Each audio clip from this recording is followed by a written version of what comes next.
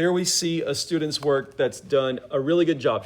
They're doing their best they can with the skills they have. You can see that they're trying to transition from different colors, and they're doing a really nice job of it. They're creating a lot of light layers. They're going in really softly, but while you have that color in your hand and you have the red and the blue in your hand, go ahead and make that second layer.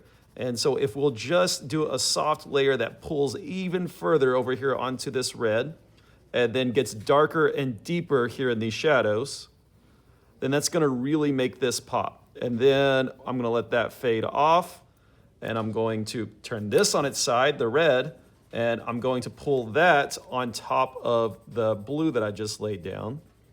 And that's going to make this look deeper, and it's just gonna make that transition a little bit smoother. And so while I have this person's done a fantastic job of going softly, doing a nice job of blending. They just need that second layer. So while I still have these two colors in my hand, don't cheap out. Don't get lazy and stop doing your layers.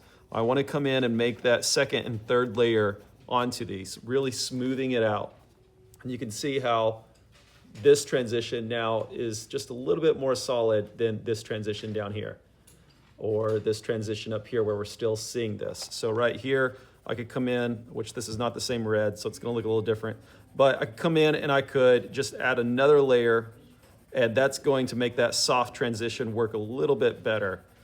Still going very softly, still just going in little circles, not applying a lot of pressure, but I'm smoothing out that transition so that we don't see that there. Also, don't forget to use more than one color.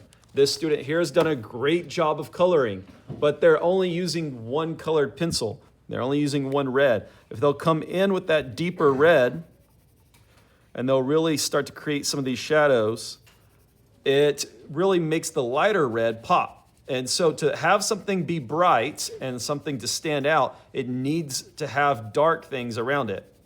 And so that's what I'm trying to create here, is just some sections of dark. Once again, trying to work in circles, trying to work lightly, trying to let that fade off, trying to work in the direction of his shirt. So I see that the shirt's coming here, so I'm gonna let the direction of my colored pencil move that way. You can see that he's done a really nice job of that in the bear. You can see that each of these marks that he's making is going in the right direction. Let me see if I can find a brown. I'm struggling to find a brown. But anyways, you can see each of his strokes are going in the direction of the muscles. Underneath the grass, he's marking all of these tiny little lines. A lot of times in grass, we don't see a bunch of tiny lines. We see dark sections and light sections. And so we'll have big sections of dark and big sections of light. Okay, so keep that in mind too. Remember all of your layers. Remember to have high contrast, which means big changes in value, very, very dark darks, very, very light lights, and then have smooth transitions in between those lights and darks. And that's really going to help you out. You don't always have to use realistic colors. Purples and blues work really nicely as shadows. And you can see here when I pull this dark, dark purple underneath this bear, it's going to read as a shadow, and it's going to make that lighter bear stand out.